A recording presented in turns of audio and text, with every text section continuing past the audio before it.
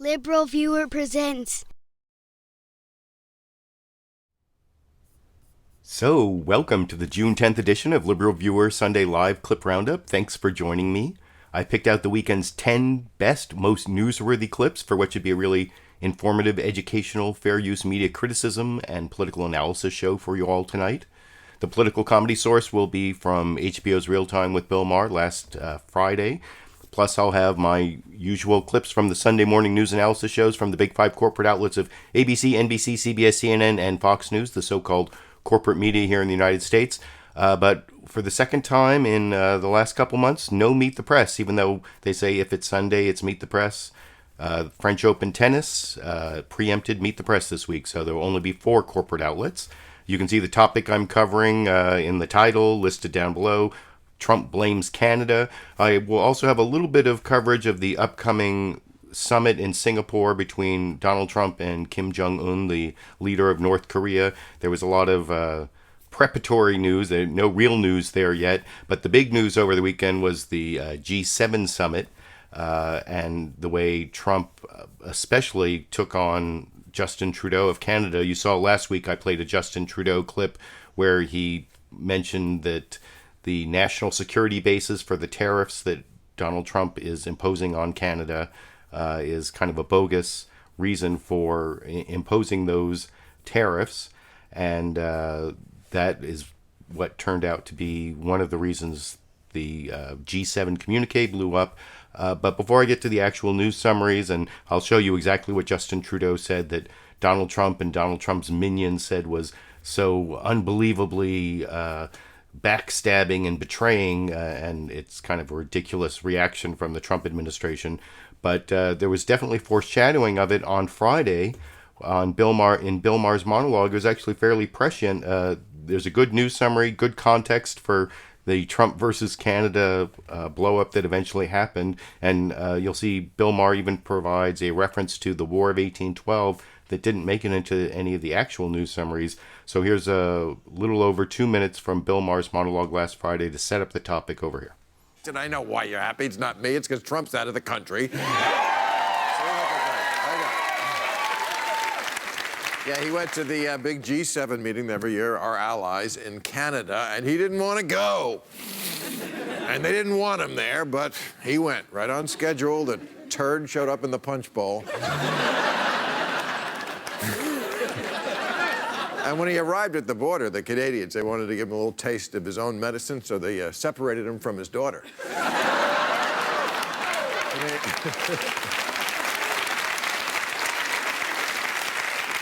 The Canadians are furious with Trump because he slapped tariffs on their metals, and he said it was based on national security reasons. So their Prime Minister Trudeau calls up Trump and says, you know, we are the most peaceable nation on earth, and your closest ally, really?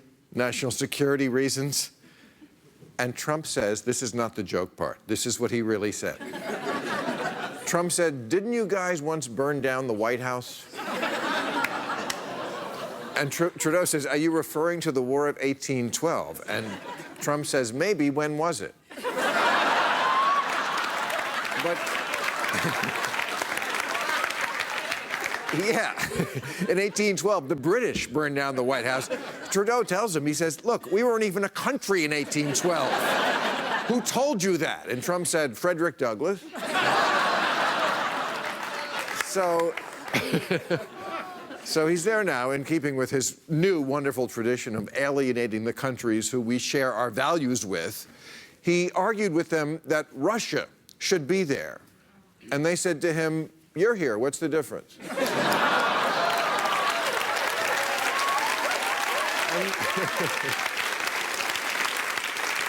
Then, like the bore he is, he left early, skipped the climate part. Boring! He said he was too busy with other bigger things. He's got big deals to think about. He said, I spent all last week preparing for his meeting with Kim Kardashian, not the Korean. That's different.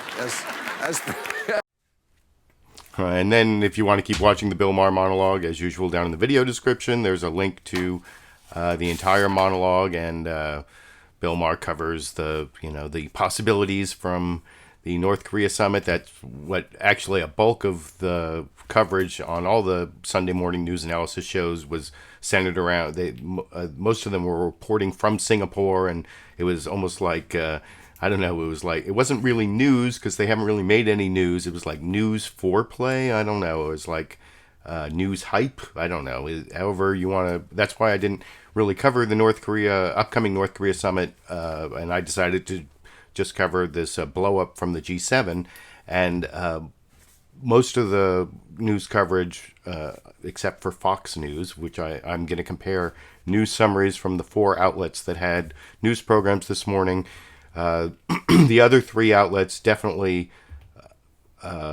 saw this as Trump being negative or having a negative relationship with some of our closest allies, while in some ways cozying up to a dictator. That's kind of the framing that the mainstream media put on this. And I actually like the introduction from CNN's State of the Union, where Jake Tapper, you'll see the State of the Union.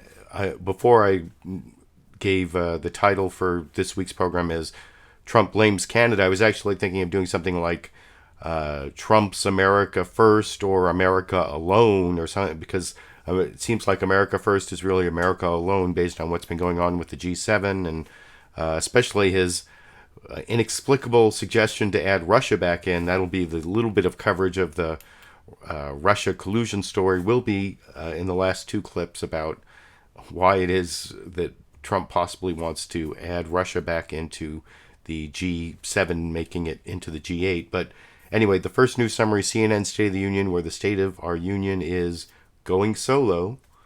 And Jake Tapper explains why in this under 1-minute clip over here. Hello, I'm Jake Tapper in Washington, where the state of our union is solo. And I'm not talking about the new Star Wars movie. President Trump is in Singapore for what could be the biggest meeting of his entire presidency. North Korean dictator Kim Jong-un is also on the ground, meeting with Singapore's prime minister. But right now, it is the news President Trump made on the way to his meeting in Singapore that is rattling world order. As President Trump is preparing to improve U.S. relations with that brutal dictator, he seems to be throwing out 2 days of diplomacy with U.S. allies, slamming Canadian Prime Minister Justin Trudeau on Twitter as, quote, very dishonest and weak, and announcing that the U.S. will not sign a joint statement agreed to by all nations at the summit. Let's go straight to Singapore and CNN's Caitlin Collins. Caitlin, what is the latest? And like I said, I'm not going to really be covering the pre-summit hype or whatever you want to call it, news foreplay, as I was saying before. There'll be a few references to that along the way, and maybe that'll be the big topic next Sunday. Who knows, with Donald Trump, or maybe even sometime during the week I can do a spontaneous live stream just covering what happens in Singapore with the summit. You can let me know down in the comment section if you think that would be a good idea. But I want to compare that to the news coverage. Oops, I dropped my clip. Oh, by the way, if you want to follow along and see my notes for the clips I'm going to use, there's also a link down in the video description to my clip list.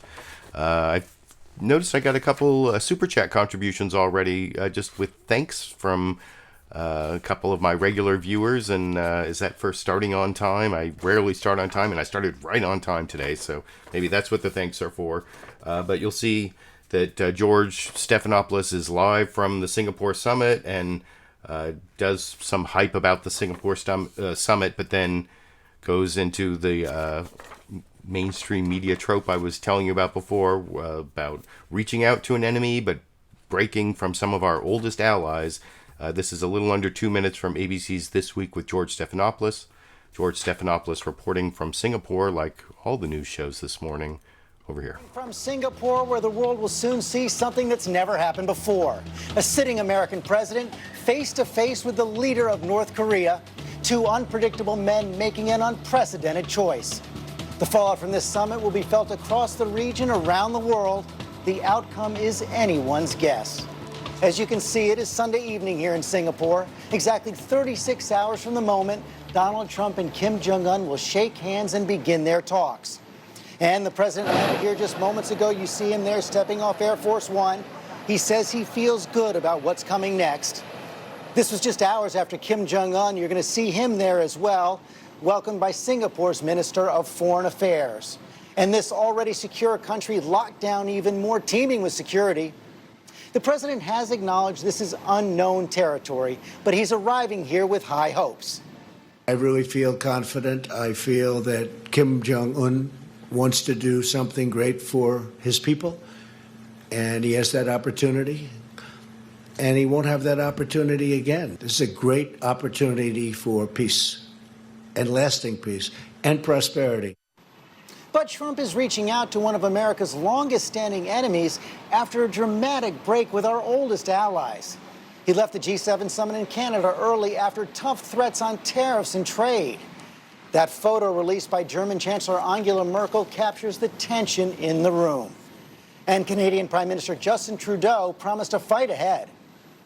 Canadians were polite, we're reasonable, but we also will not be pushed around. What a turn of events, seeking peace with enemies, picking fights with friends. Donald Trump promised to do things in a brand new way, and that's exactly what we're seeing right now. Head-spinning diplomacy with earth-shaking consequences. Our team is here to analyze it all. I'm joined by our... And so there you saw basically the same framing from ABC as you saw from CNN. And CBS's Face the Nation didn't really do a news summary, but so I'm just going to show sort of the teaser summary they do right at the very beginning of the show with Margaret Brennan. And I think that even though they didn't do a news summary, they pointed out two really important things you didn't really see in the other news summaries. First, this... you did see one of the first one you did see in the other news summaries that basically this is Donald Trump's trade war, but you can compare that to the Fox News Sunday summary I'm going to show next. But then also Margaret Brennan points out in this introductory news summary that Donald Trump left at his news conference, he said that his relationship with the other G7 members was like a 10. He gave it a 10, and then somehow it all blew up, and that's one of the many contradictions of the Donald Trump presidency. And this is about a minute at the very beginning of Face the Nation summarizing the blow-up with Canada, but in a good way over here. Trump made those remarks after a tense gathering of top U.S. allies in Canada, with all parties still fuming over the president's decision to trigger a trade war. Mr. Trump sparked another controversy for the so-called G7 leaders with this. And this used to be the G8, not the G7. And something happened a while ago where Russia is no longer in. I think it would be an asset to have Russia back in. Before he left the meeting early for Singapore, the president claimed his relationship with our allies was a 10, but acknowledged a serious divide on how to deal with trade. I will say it was not contentious. What was strong was the language that this cannot go on. I mean, it's not a question of, I hope it changes. It's going to change. We're like the piggy bank that everybody's robbing, and that ends. Canadian Prime Minister Justin Trudeau responded, saying the tariffs were, quote, insulting. Canadians were polite, we're reasonable, but we also will not be pushed around. The president's chief economic advisor, Larry Kudlow, will join us.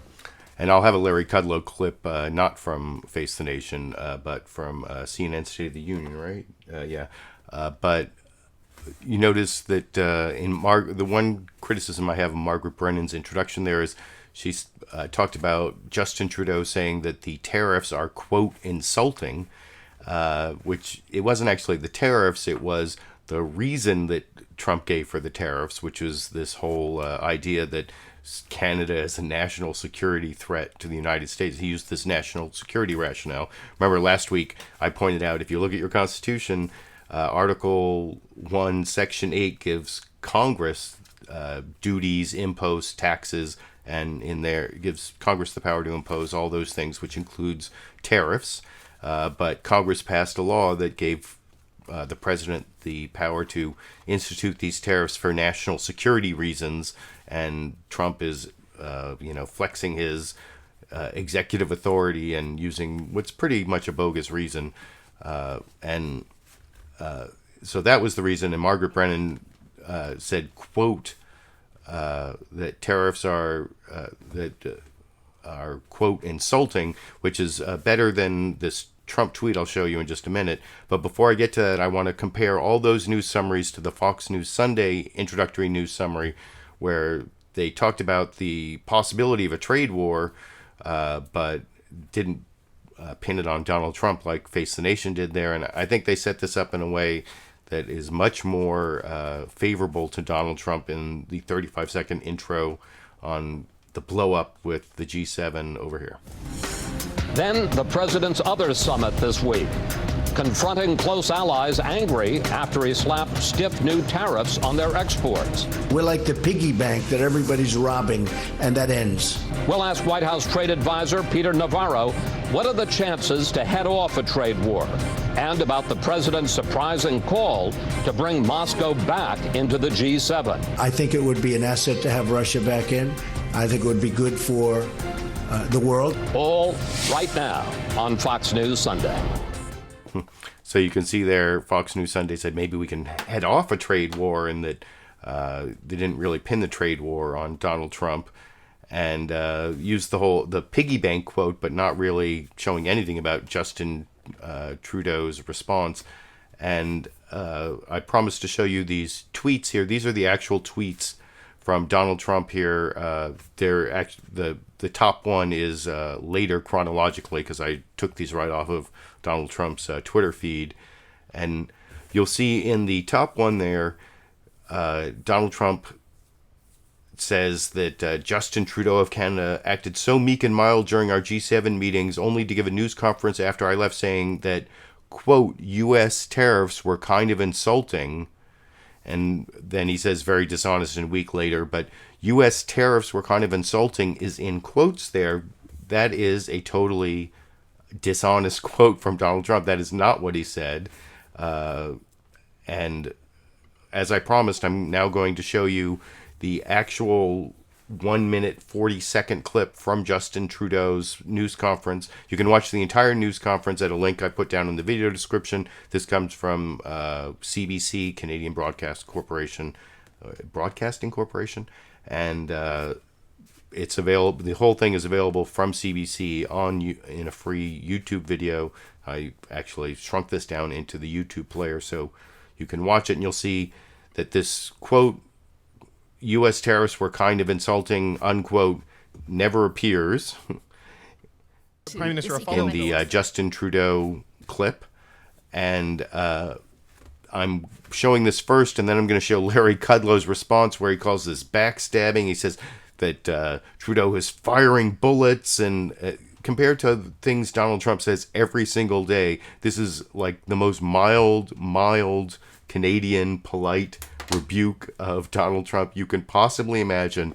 And that's why I wanted to show you what Justin Trudeau actually said, starting with the question from the journalist, which set him up, and also pointed out that he already said he was going to do the retaliatory July tariffs. That was, he just confirmed it in his answer here. And anyway, this is the very, very mild response from Canadian Prime Minister Justin Trudeau that Trump is using to claim that he was attacked and backstabbed, or at least through his minions, which I will show Larry Kudlow and Peter Navarro after this clip. But first, here is Justin Trudeau at the end of the G7 summit in Quebec.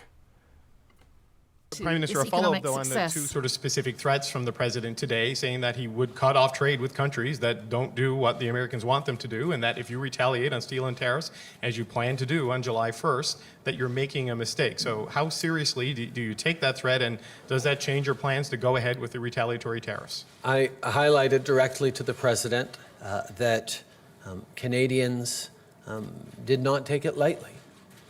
That the United States has moved forward with significant tariffs on our steel and aluminum industry, particularly did not take lightly the fact that it's based on a national security reason, that for Canadians who either themselves or whose parents or community members have stood shoulder to shoulder with American soldiers in far-off lands and conflicts from the First World War onwards, that it's kind of insulting. And I highlighted that it was not helping in our renegotiation of NAFTA, and that it would be with regret, but it would be with absolute certainty and firmness that we move forward with retaliatory measures on July 1st, applying equivalent tariffs to the ones that the Americans have unjustly applied to us. I have made it very clear to the President that it is not something we relish doing, but it is something that we absolutely will do, because Canadians, we're polite, we're reasonable, but we also will not be pushed around. Oh my God, that was such a burn from Justin Trudeau, Prime Minister of Canada. I can't believe Donald Trump has to respond. He has to respond. How can he take that vitriol from the Canadian Prime Minister? It was like, as I said before I showed that was like the most mildest reiteration of positions that Justin Trudeau has already taken in the past. That everything he said there, nothing was new there, and yet here I'm going to show you two different Trump administration officials next reacting to that like he was like breathing fire and spitting on the American flag. And I think I'm going to compare actually Larry Kudlow's response on CNN's State of the Union, where I think Jake Tapper did a good job of following up on first how Donald Trump does worse things every single day pretty much, and also pointing out how getting Larry Kudlow eventually to admit that this is really all about looking strong going into the North Korea summit. And that's why this is almost 6.5 minutes long, but Larry Kudlow was at the G7 summit, and I think his answer here is pretty revealing about the mindset of Donald Trump, and I will talk about it with you after we watch it together over here. Start with this unprecedented decision from the president to not endorse the communique that you had been negotiating. Was this the plan all along, or was this completely a reaction to Justin Trudeau, the Canadian Prime Minister? Completely a reaction. I appreciate you putting that out there. Look, we went there. All the punditry was saying, A, President Trump might not even go to G7. B, we'll never sign a communique because C, we're not going to work with other people. Well, we did, in good faith. I personally negotiated with Prime Minister Trudeau, who, by the way, I basically liked working with, but not until this sophomoric play. I mean, we went through it. We agreed. We compromised on the communique. We joined the communique in good faith. But what did he say that was so offensive? President Trump accused him of lying. Well, he holds a press conference, and he said the U.S. is insulting. He said that Canada has to stand up for itself. He says that we are the problem with tariffs. Well, what the non-factual part of this was they have enormous tariffs. I mean, they have tariffs on certain dairy and food products of a 295%. He was polarizing. You know, here's the thing. I mean, he really kind of stabbed us in the back. He really actually, you know what? He did a great disservice to the whole G7. He betrayed... Trudeau did. Yes, he did, because they were united in the G7. They came together. And I was there extensively. I was involved in these late-night negotiations. President Trump was charming, good faith. I was in the bilateral meeting with Trudeau and President Trump, and they were getting along famously. President Trump actually, and this is music to my ears, Jake, he went through those 2 days of conference talking about the need for a new free trade system, no tariffs, right. No tariff barriers. No subsidies. No subsidies. He is a trade reformer, as I have argued again and again, and he put that out. And so they have this bilateral meeting. We were very close to making a deal with Canada on NAFTA, bilaterally perhaps, and then we leave and Trudeau pulls this sophomoric political stump for domestic consumption. It pains me because I like President Trump does that all the time, this though. Is a cheap shot. Doesn't he? No, he doesn't. He doesn't say things for domestic consumption? No, the point is, if you're going through a treaty process, a communique, and you have good faith, and those leaders were together. I mean, I was right smack in the middle of it on Friday night and Saturday morning. You don't walk away and start firing bullets. Now, look. I can't believe that an advisor to President Trump is saying that, because President Trump does that all the time. He does things for domestic consumption. Not after you pull a treaty or a deal together. But let's look at the language of the communique. Let's look at the language of the communique that you helped negotiate, that President Trump walked away from. Here's the part that's on trade, which is the part that obviously I think President Trump's most interested in. We acknowledge that free, fair, and mutually beneficial trade and investment while creating reciprocal benefits are key engines for growth and job creation. We strive to reduce tariff barriers, non-tariff barriers, and subsidies. We call for the start of negotiations this year to develop stronger international rules on market-distorting industrial subsidies and trade-distorting actions by state-owned enterprises. That is what President Trump believes in. Yes. Why walk away from it just because of something Justin Trudeau said for domestic consumption? Not something. Look, yes, for domestic consumption, but it was a global state. The whole world listened to what he said. Look, you're reporting it here in Washington, as you must. I get that. You just don't behave that way, okay? It's a betrayal, okay? Essentially double-crossing. Not just double-crossing President Trump, but the other members of the G7 who were working together and pulling together this communique. You know, you never get everything you want. There are compromises along the way. President Trump played that process in good faith. So I ask you, he gets up in the airplane and leaves, and then Trudeau starts blasting them in a domestic news conference. I'm sorry. It is a betrayal. That is a double cross. It pains me because I like Trudeau. I was working with him. We were together putting words on paper. I'm changing thes to a's when it comes to reforming the international system. They all agreed. This is so important. They all agreed. So why walk away from the agreement? That's what I don't understand. Well, then ask Mr. Trudeau that. That's the question. But he didn't walk away from the agreement. Don't blame Trump. It was Trudeau who started blasting Trump after he left, after the deals had been made. And one last point on this. Yeah. POTUS is going to Korea, now Singapore, to negotiate with the North Koreans. This is an historic event. Absolutely.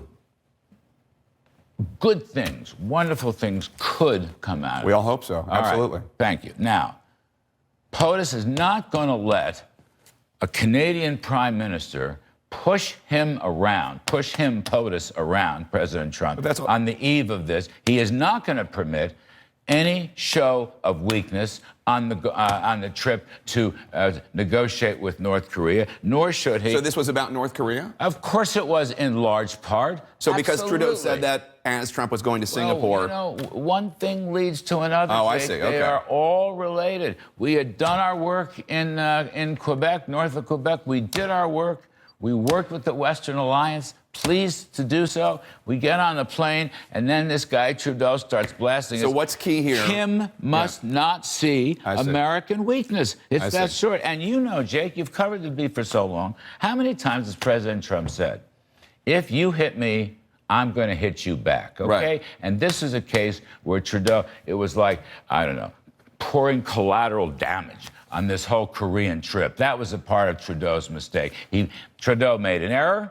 He should take it back. He should pull back on his statements and wish President Trump well in the Korean negotiations. So, these other members did. Yeah. Angela Merkel did. Macron did. I was right there.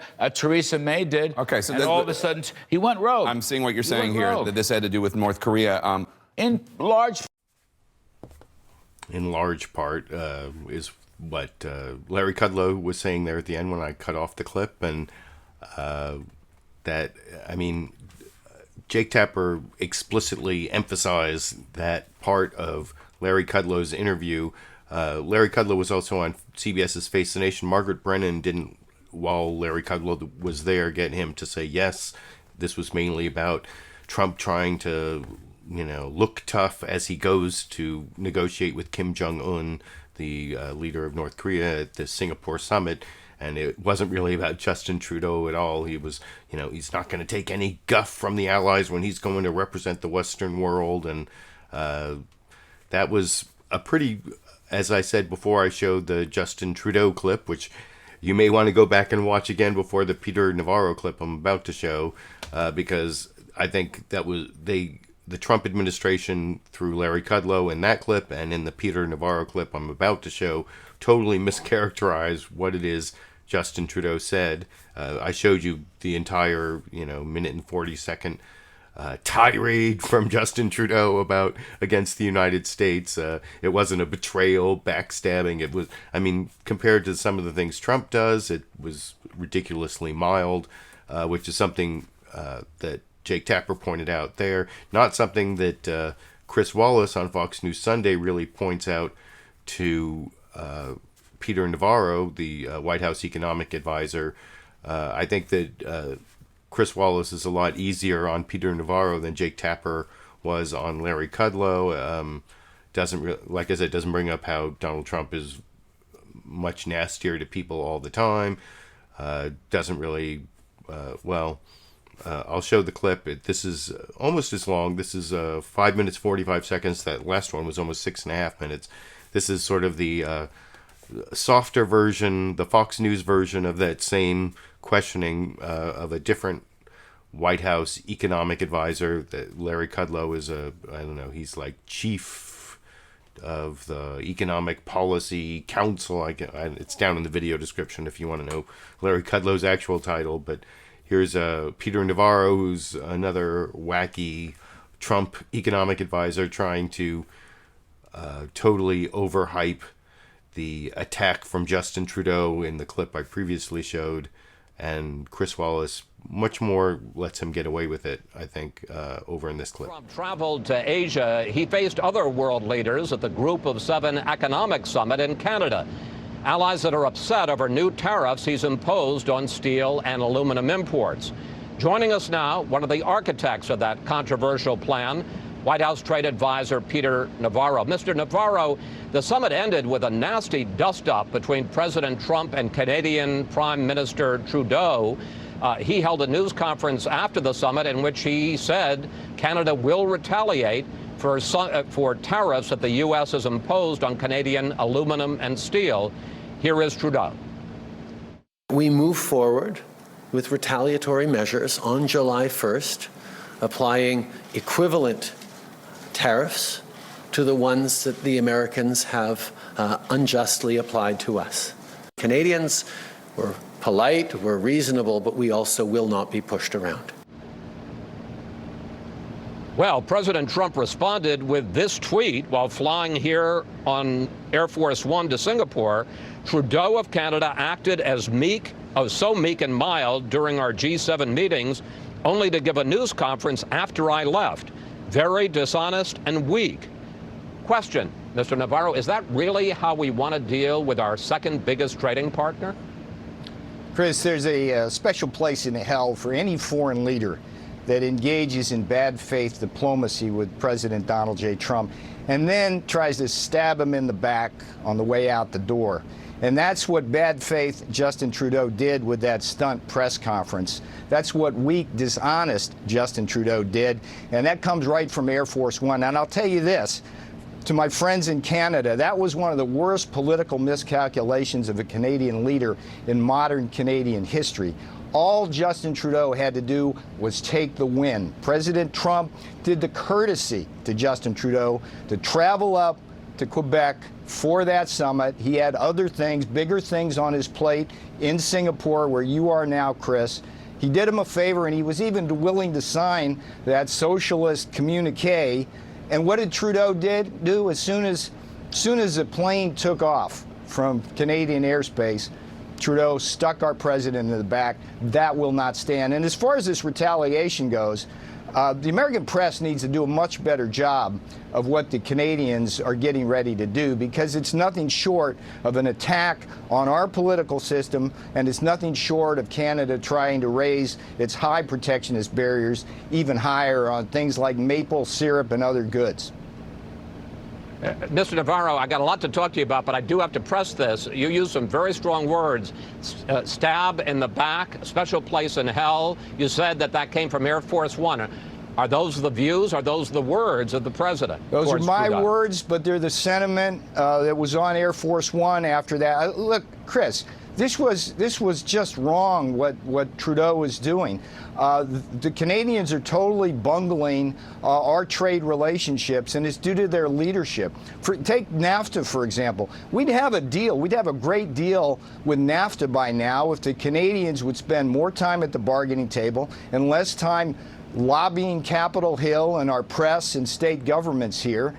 They are just simply not playing fair, dishonest, weak. Well, I want to pick up on this, though, Mr. Navarro, because it isn't just Canada. Germany's Chancellor, Angela Merkel, released a photo of the summit and there was no comment on it, but it certainly looked like it was President Trump against the other members of the G6, America's closest allies. And I want to pick up on this point, because the last time you were on with me on Fox News Sunday, you said that no country would retaliate for the tariffs that we're going to impose. But let's take a look at, in fact, what has happened since we last talked.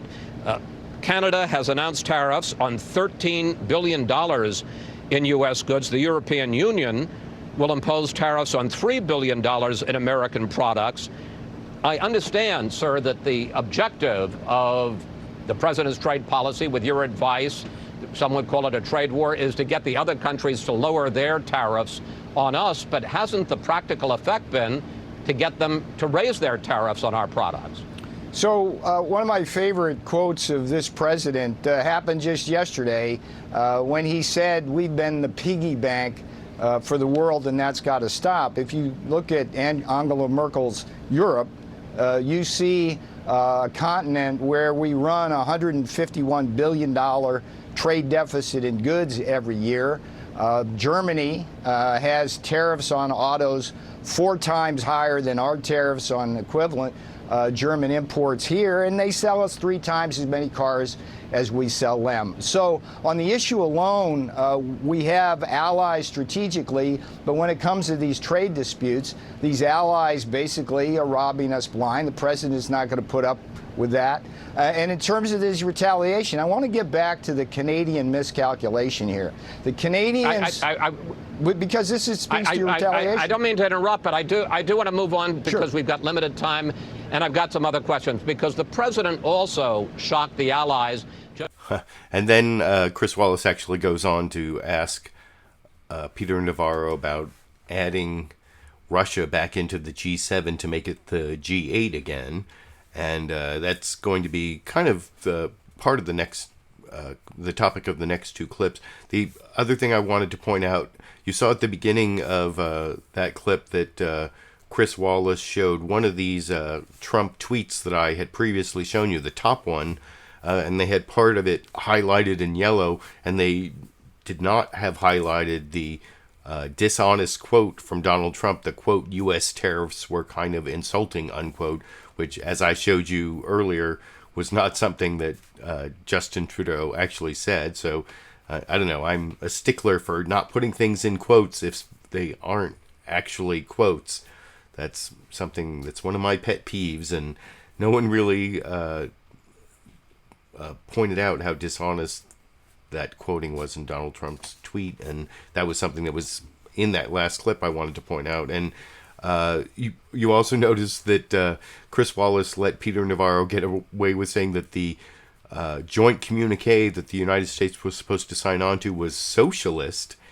Jake Tapper actually showed the language in the previous clip. There was like nothing socialist about it. It was like really vanilla, vague, the kind of language that you see in these communiques all the time, that, you know, we all believe in these things, you know, getting rid of tariffs and non-tariff trade barriers and free trade and, you know, lowering all these types of barriers to trade. And it was a very, I don't know where Peter Navarro got the word socialist for the communique, and Chris Wallace never asked him, although, like I said, he did follow up on the Russia topic. And I noticed, I always read the live comments along the way, and I noticed this one from Big John at one point.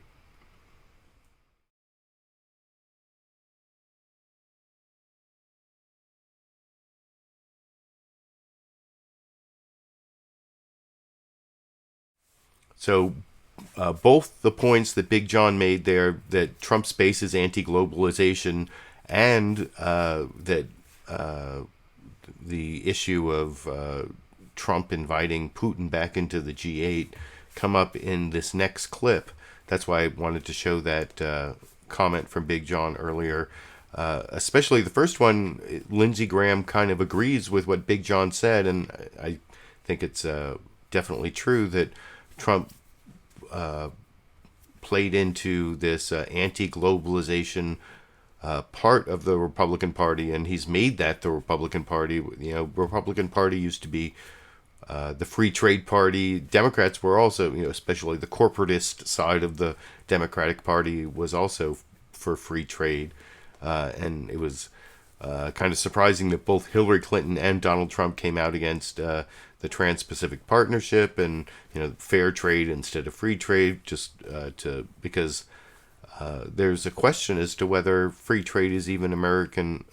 A majority of Americans support that anymore, which is something that Lindsey Graham, like I said, brings up talking to George Stephanopoulos on This Week with George Stephanopoulos this morning. And this actually comes from a tweet from John McCain. And anyway, I'll show you the clip and I will talk about it with you after we watch it together over here. He is also calling the question on trade coming off that G7 meeting yesterday in Canada. Real break with our allies right there. And I want to read you what your best friend in the Senate, John McCain, said about what happened yesterday with President Trump. He said, to our allies, bipartisan majorities of Americans remain pro-free trade, pro-globalization, and supportive of alliances based on 70 years of shared values. Americans stand with you, even if our president does not. Your response? I'm not so sure John's right about where America is on trade. The Bernie Sanders element of the Democratic Party doesn't stand for free trade.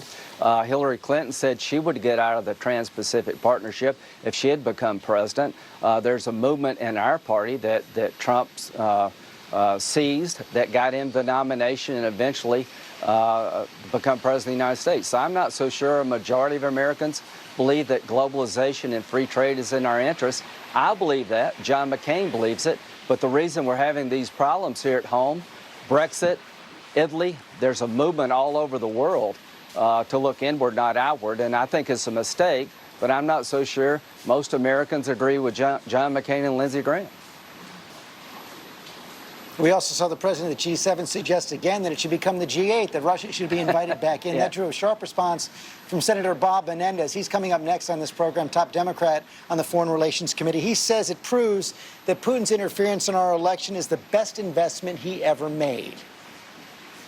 Well, I agree that expanding the G7 to the G8 now would be a mistake. You've got to deal with Russia. They're out there. They're in Syria. But there's no way I would ever agree to give them that legitimacy. The Soviet Union may have fallen, but the evil it represents is alive and well in Putin's Russia. He is no friend of the United States. He's dismembering democracies everywhere and trying to do so in our own backyard. So there's no way I would legitimize him. I would stay tough on Putin. It would be a mistake to try to get him back into the G8. But to Bob and other Democrats, you've laid out what a good deal would look like. I agree with that deal. You need to help the president get there. You need to make it real to North Korea and China that if diplomacy fails, the military option's on the table. And the best way to do that, to convince these people, is have a bipartisan effort to do so. You gave me my statement. And actually, that very last part from Lindsey Graham was a reference to something he said before the clip I took. That was actually one of the scariest things on the Sunday morning news analysis shows this morning, where Lindsey Graham was saying, you know, if Democrats have these really high standards for the deal that they want Donald Trump to cut with Kim Jong-un in terms of getting rid of his nuclear weapons, what we should all do is we should pass a authorization for use of military force against North Korea that Donald Trump can have in his back pocket to let North Korea and China know that this time is different and we're really serious. And that seems kind of calamitous. It kind of reminds me of the authorization for use of military force that the Congress gave to George W. Bush that he was supposed to use to get Saddam Hussein to let the inspectors in, and then the inspectors came in and he still went to war and there were no weapons of mass destruction. Of course, North Korea actually has nuclear bombs and also has like tons of artillery pieces that can basically decimate the city of Seoul, and it would be totally calamitous. So, like I said, that was the scariest part of the news shows, but that was on the North Korea topic. But you saw there that Lindsey Graham pointed out the obvious, that globalization has people who are or there are a lot of people scared about globalization, both in the Republican and the Democratic parties, and that's why there might not even be a majority of Americans who are for the free trade agreements. And the reason is that there was a pundit on one of the shows, I can't remember who it was exactly, and I didn't take that clip, talking about how globalization, even I don't know what was wrong with Sandy over there.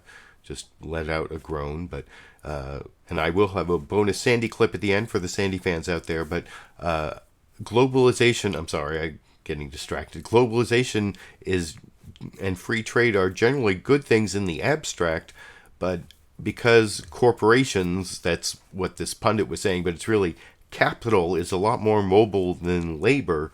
And capital also is a lot more effective at influencing the power brokers. These globalization agreements, these free trade agreements like TPP and other agreements, they often favor corporations and capital, and they kind of screw labor. And if they didn't have such, if they had labor standards and environmental standards and intellectual property standards that were really robust and applied to all the members of these free trade pacts, then they actually would be good for everyone. So it's really a matter of how these things are worked out. So I wanted to make that point about globalization. That's also why I showed the Big John comment before. About anti-globalization, but the other part of that clip that was fairly minor, more groaning from Sandy over there, was about the Russia topic. And I saw before I even started the show, one of my pro-Trump viewers, I think it's Middle Brother, was talking about how there was no Russia collusion story this week, so that means Russia collusion is over. No, actually, the question is, why is it that Trump was actually asking to add Russia to the G8 when Russia invaded Crimea and got kicked out of the G8 and hasn't done anything to make up for that violation?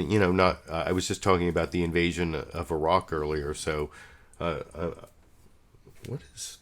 guess Sandy wants to be fed. She's making all these moaning noises over there. It's distracting me. But, I was talking about the invasion of Iraq and how we invaded Iraq and Putin took Crimea. I don't know. Are those morally equal? You can let me know what you think down in the comment section. But Trump seemed to say that it wasn't Putin's fault that he took Crimea. It was actually Obama's fault. And there's a brief clip of that on CBS's Face the Nation. And they had on Obama's national security advisor, Susan Rice, formerly the ambassador to the United Nations for the Obama administration, and also the, whipping boys and whipping person of the right on the whole Benghazi. They hated Susan Rice so much because she went out on all the Sunday morning news analysis shows and said things, some of which didn't turn out to be entirely accurate because, well, I'm not going to get into Benghazi, but I do want to show Susan Rice on CBS's Face the Nation responding to Donald Trump claiming that Obama was really at fault for Putin taking Crimea. In the final clip before the bonus Sandy clip at the end, this is 3 minutes, 43 seconds, and I will discuss it with you after we watch it together over here. Russia of late, and I want to ask you about something very specific here that President Trump just said.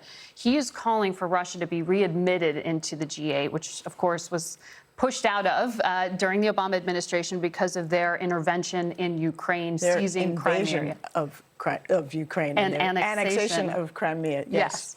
And so he said yesterday, again, that he would like to see Russia be part of the G8, and he basically recognized Russia's claim to Crimea as legitimate. Here's what he said. Crimea was let go during the Obama administration, and, Obama can say all he wants, but he allowed Russia to take Crimea.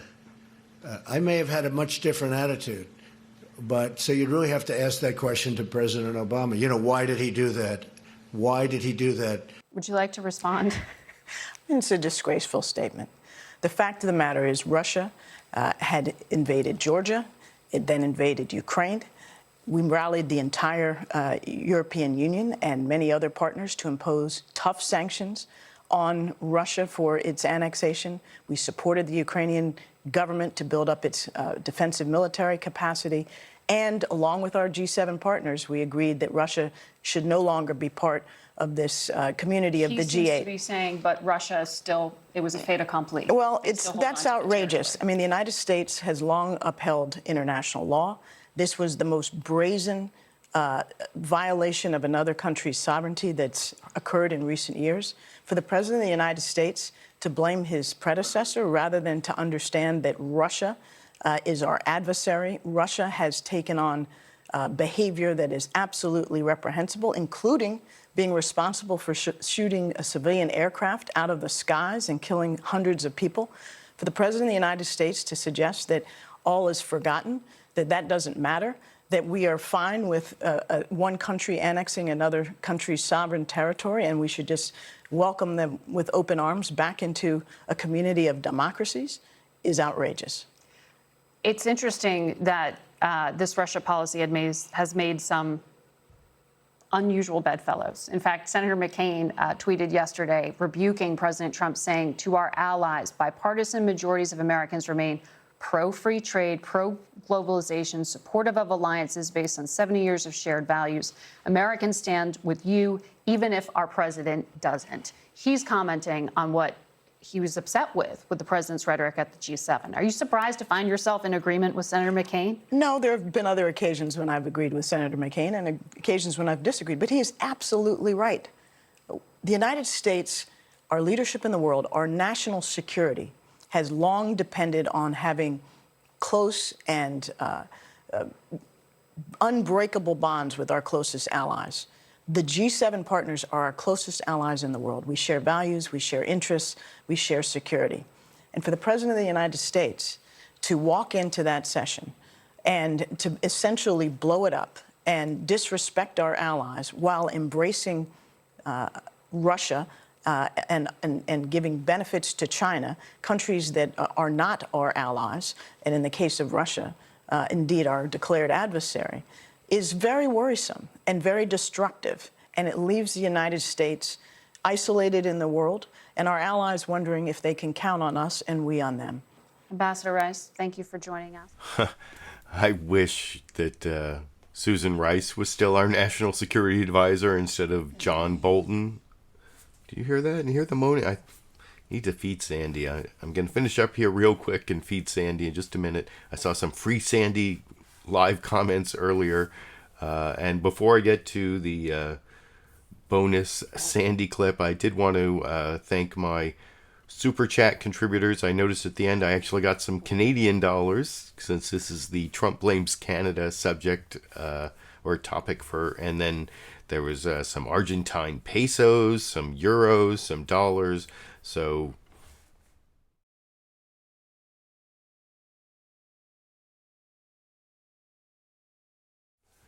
thank you to the Super Chat contributors. If you want to become one of my monthly patrons on Patreon, there's a link down in the video description at the $10 a month level. And the very first time you give $10, you get this ACLU Constitution, or Constitution of the United States from the ACLU, as well as this hashtag LiberalViewer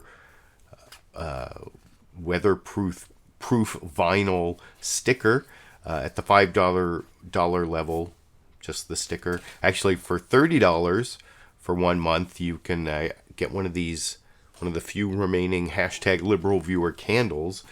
And for the $10 and $5 a month, and even $30 if you just want to give a PayPal contribution down at the link in the video description for any of those levels, and provide me with a shipping address, I'll send that to you as well.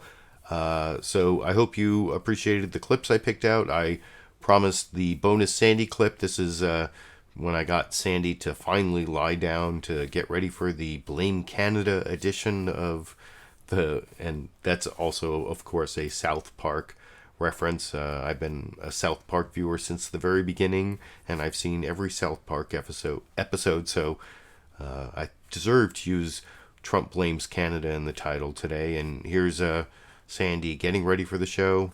Sure. Come on, lie down. Lie down, puppy. Blame Canada show. Come on, lie down.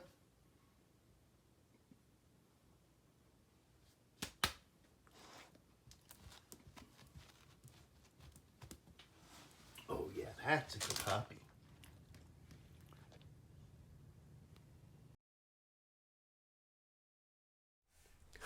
So there you go.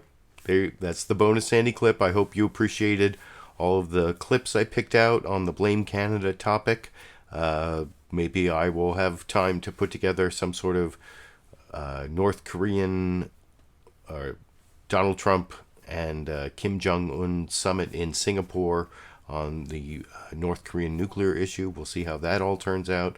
I'm not optimistic, but I'd be happy to be surprised, and until I have time to put up some other kind of video, or until next week, next Sunday, and for every Sunday for the foreseeable future, I will be watching the Sunday morning news analysis shows and picking out the best clips. And you can support me for all the financial ways, or just give me a thumbs up or a supportive comment. And until next week, I guess I will be seeing all of you around the internet.